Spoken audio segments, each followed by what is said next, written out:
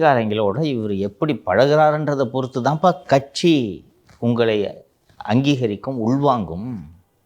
இன்னைக்கு தலைவர் புள்ளன்றதுனால உங்களுக்கு ஒரு அங்கீகாரம் இருக்குதே ஒழிய, கட்சிக்காரங்க உங்களை ஏற்றுக்கிட்டாங்களான்னா இல்லைன்றது அவங்க அப்பாவுக்கு தெரியும். அதனால் ஏற்றுக்க வைக்கிறதுக்காக தான் தன்னெழுச்சியாக கட்சியே கொண்டாடுதான். இவங்க அப்பா உயிரோட போய் இவர் பண்ணார்ல ஏற்பாடு, தனியாக பொன்முடி மாசுக்கிட்ட எல்லாம் சொல்லி பிரமாதமாக இருக்கணும் ஏற்பாடுகள்லாம்.